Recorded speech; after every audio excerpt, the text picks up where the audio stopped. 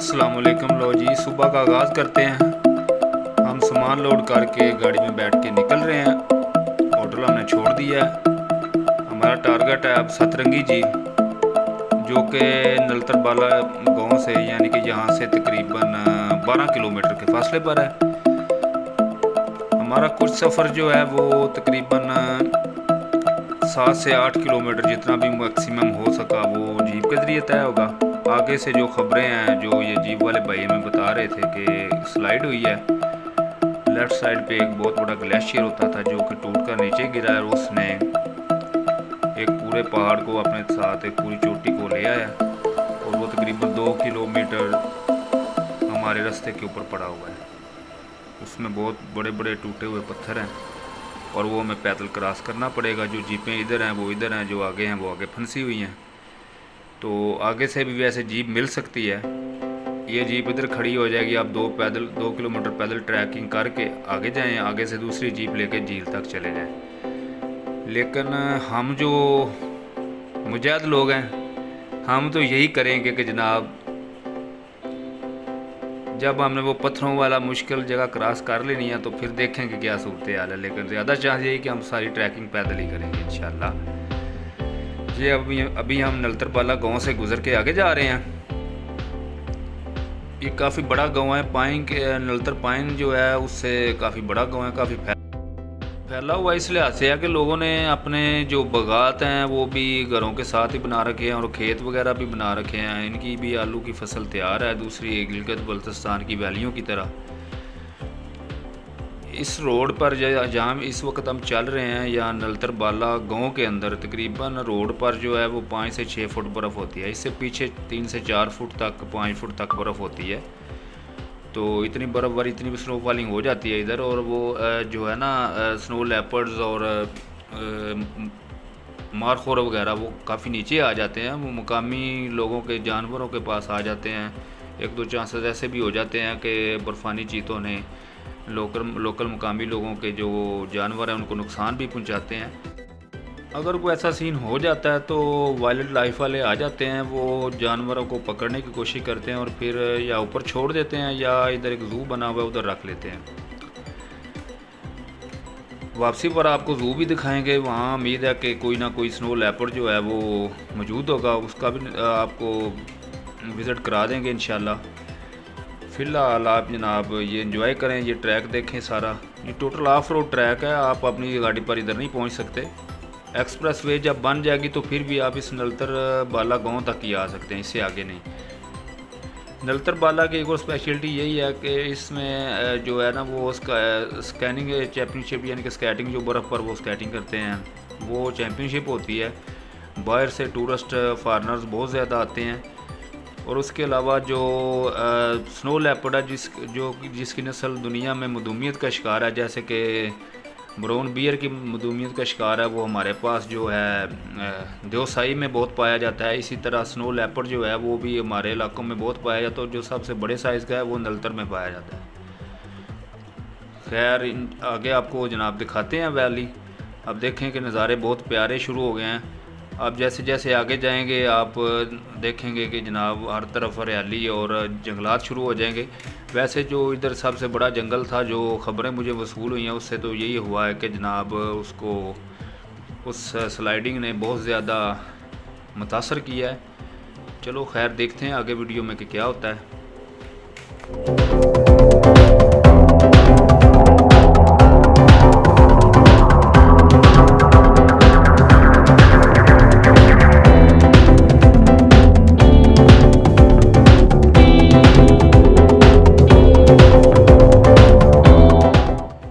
अब ये दरिया या जो नाला है, ये वो झीलों से ही आ रहा है, हमारे बिल्कुल साथ आ गया। जीप उसमें से तकरीबन होकर जाएगी। उसके कलर से अंदाज़ा हो जाएगा कि ऊपर क्या सूरत हाल है, कोई गड़बड़ है या क्या है। और दरिया का पानी जो है गदला है, हालांकि पहले बिल्कुल साफ़ और शफाफ होता था। इसका मतलब है कि स्लाइड ने वाकई बहुत ज़्यादा नुकसान किया ऊपर। ये देखें दरिया का पानी जो है वो उसका रंग काफ़ी चेंज है, सीमेंट कलर का हो गया। हालांकि ये पहले ब्लू वाटर नीला बहुत या फ्रोजी बहता था, बहुत प्यारा लगता था।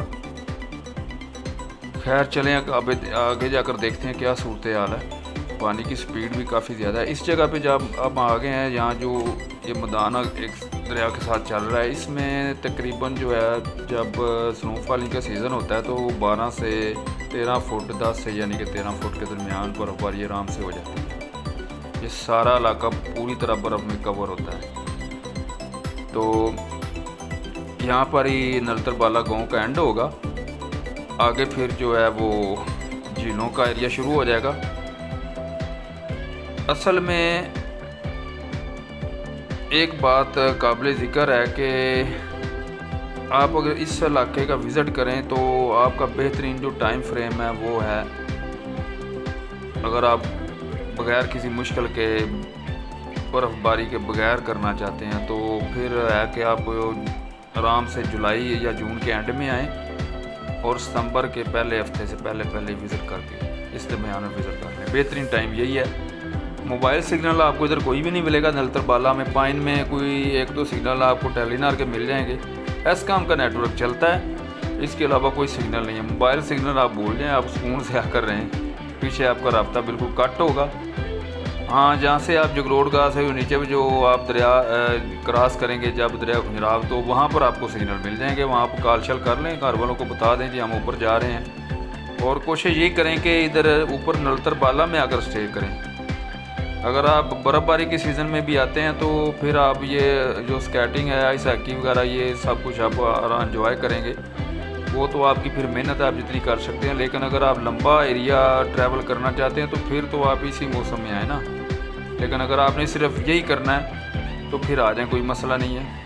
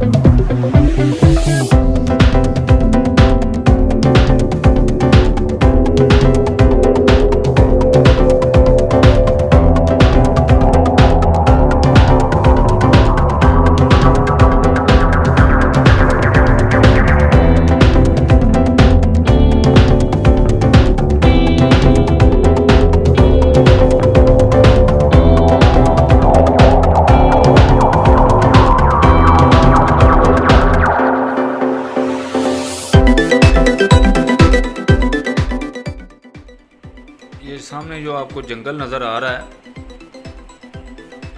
اس جنگل کے اندر سلائیڈ ہوئی ہے. یہ جو چوٹی آپ کو اوپر ایک نظر آ رہی ہے، اس کی لیفٹ سائڈ پہ درمیان میں ایک چوٹی تھی، وہ ٹوٹ کر پوری نیچے آ گئی ہے. وہ آگے آپ کو دکھاتا ہوں. جیپ جو ہے وہ صرف اس جنگل تک جائے گی اور یہاں رک رہی ہے جیپ. اب ہم آگے پیدل سفر کریں گے. وہ اللہ کو پیارے ہو گیا نیچے. سنین بھائی ٹریک سٹارٹ ہے پیدل. حوصلے بلند ہیں. شانی بھائی ادھر آپ کو پائے تو نہیں ملیں گے لیکن مغز ضرور ملے گا. وہ دیکھو وہ پیچھے. ہاں جی بھائی جان آگے ٹریک بند ہے، پیدل جانا ہے. یا شیخ آ جاؤ آ جاؤ آ جاؤ. ہاں یہ یا شیخ دیکھو نا، وہ گلیشیئر نیچے آیا، 4 بندے ادھر زندہ دفن ہو گئے ہیں. ٹھیک ہے، تو اس وجہ سے ٹریک آگے سے بند ہو گیا ہے، پیدل جانا پڑے گا. گلیشیئر جب ٹوٹا ہے تو وہ اپنے ساتھ پتھروں کی ایک بہت بڑی مقدار، یہ دیکھیں بہت بڑے بڑے پتھر پڑے ہیں. ایک پوری چوٹی جو ہے اس کو توڑ کر ساتھ لے آیا اور اس نے دریا کا راستہ بھی تقریباً روکا ہوا ہے. ایک سائیڈ سے دریا کا پانی نکل رہا ہے. اب میں یہ دیکھ رہا ہوں کہ اگر آپ ان پتھروں کو ٹریکنگ کر کے ہم کراس کر سکتے ہیں تو پھر تو آگے بھی ہم انشاءاللہ چلے جائیں گے. آگے والا راستہ تو آسان ہے، پھر جیپ لینے کی ضرورت نہیں پڑے گی. چلتے ہوئے ہمیں تقریباً 1 گھنٹہ ہو گیا ہے، تو ہم آگے بھی انشاءاللہ چل سکیں گے. بچے دیکھے تازہ دم ہے ابھی. ہاں جی جناب. ہاں جی اوکے ہے جی صاحب، وہ کہتے ہیں چلیں گے ہم. سلائیڈ ہونے کی وجہ سے دریا کا پانی پیچھے رک گیا ہے، ہم جیپ نہیں لیں گے اور آگے کا سفر یہ بھی ایک جھیل کی شکل اختیار کر گیا ہے. کیونکہ جب ہم نے ابھی ہمارا گروپ جو ہے وہ آگے جا رہا ہے انشاءاللہ. آپ کو جھیل بھی دکھائیں گے. ہم تقریباً چلے ہیں سنگلاگ پتھروں کے اوپر. آنے والے دنوں میں یہ بھی ایک جھیل بن ہاں بنی بنائی جھیل، ایسی جھیل بنتی ہے. سنان بھائی وہ ہم پیدل ہی کریں گے، ٹریک کریں گے، ہم جیپ نہیں لیں گے. اس ویڈیو میں صرف تسی دو کیونکہ چھاؤ پھر اب گے. جیپ لینے کا کوئی فائدہ نہیں ہے، اس کا بھی مزہ ہی کرتے ہیں، انجوائے کرتے ہیں اس کو بھی. یہ دیکھیں کہ یہ سائڈ سے آپ دیکھ رہے ہیں کہ درخت بہت زیادہ ٹوٹے. یہ بہت بنا گھنا جنگل تھا، یہاں سے جیپ بڑی مشکل سے گزرتی تھی، درمیان میں بریک بریک راستے تھے. اب دیکھیں او خدایا آگے پھر اس کے اوپر سے بھی جانا پڑے گا. چلیں اللہ خیر کرے. اب ہم صحیح راستے پہ لگ گئے ہیں.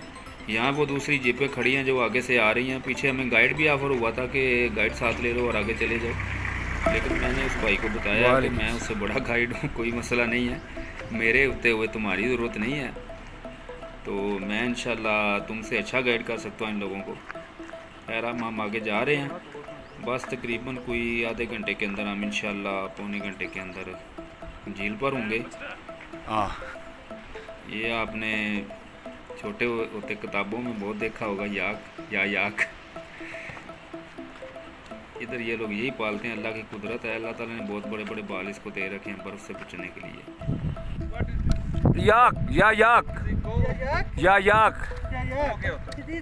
لائک دیر سیم دیسی کاؤ.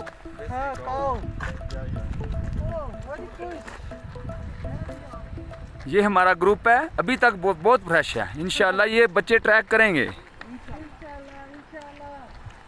مجھے تو لگ رہا ہے یہ لیڈی فنگر بھی ٹچ کر سکتے ہیں.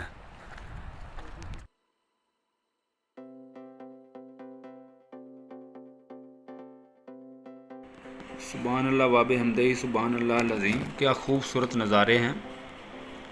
اور ایک جو چیز پازیٹیو ہے، آپ یہ دیکھ سکتے ہیں کہ یہاں کے مقامی حضرات جو ہیں انہوں نے ہر درخت پر اللہ کے نام خدا کیے ہوئے ہیں، بورڈ لگے ہوئے ہیں الباطنو. یہ بڑی اچھی بات ہے. نلتر میں ایک تبلیغی جماعت والوں کی مسجد بھی نظر آئی ہے مجھے.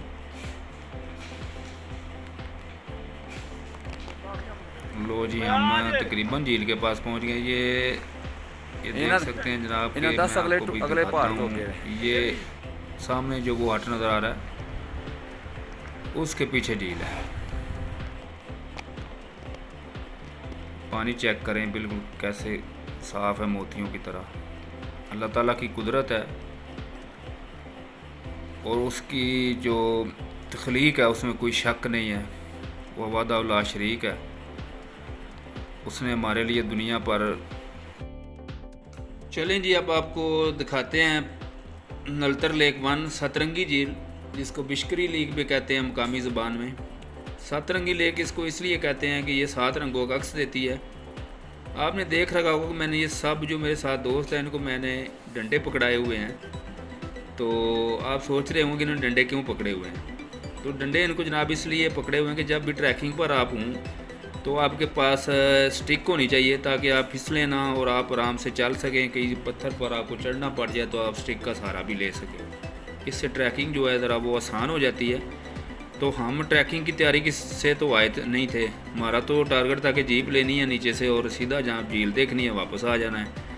लेकिन ट्रैकिंग हमें करनी पड़ गई है, तो इसलिए अब हमने काम चलाने के लिए डंडे साथ रख लिए। ये सब दोस्तों ने एक डंडा इसलिए पकड़ा हुआ है। बाकी जनाब इधर एक और ख़बर मिली है कि आपने अक्सर इससे पहले जो वीडियोज़ या तस्वीरें आपने देखी होंगी, लोगों ने लगाया हुआ कि वो सतरंगी झील में बोटिंग कर रहे हैं। इधर अब बोटिंग शूटिंग कुछ नहीं मिलेगा आपको, क्योंकि मसला ये है कि नलतर बाला और नलतर पाइन के लोगों के दरमियान पिछले यानी कि 2020 की बात है, वहाँ इनकी कुछ आपस में लड़ाई हुई। इन्होंने एक दूसरे को 2-4 बंदे फड़का दिए, मार दिए, कत्ल कर दिए, बहुत जुल्म हुआ, जिसकी वजह से झील पर अब कोई बोटिंग शूटिंग नहीं है, ना कोई दुकान आपको मिलेगी। बाकी आइए आपको झील दिखाते हैं, इसके बाद आपको आगे फरोज़ा लेक और परी लेक भी दिखाएंगे। हम झील पर पहुंच गए हैं, बस ये सामने है। अभी आपको जनाब सतरंगी झील का नज़ारा कराते हैं और आप ये देखेंगे झील के आसपास के व्यूज़ कितने प्यारे हैं, तो आप सोच सकते हैं कि झील कितनी प्यारी होगी।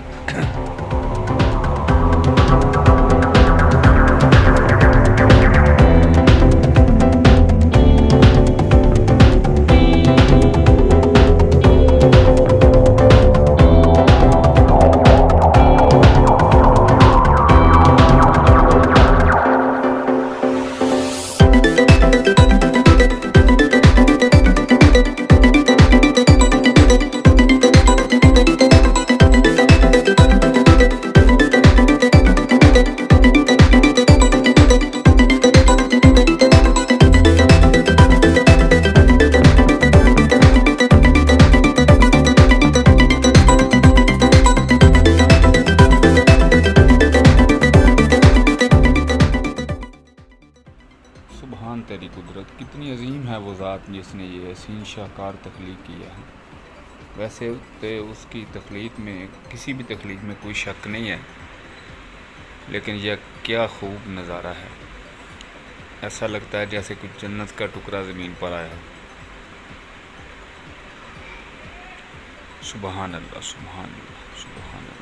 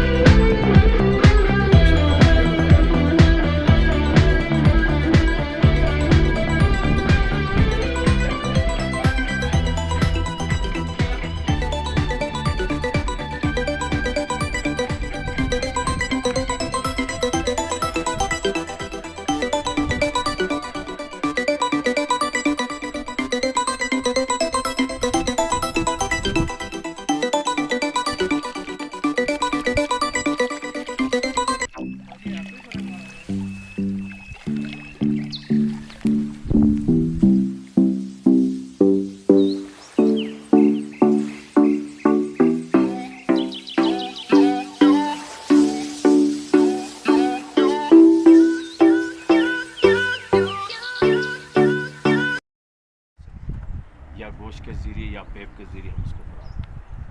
کہاں سے سر آپ لوگ؟ ہم گجرانوالے سے. گجرانوالے سے. جی.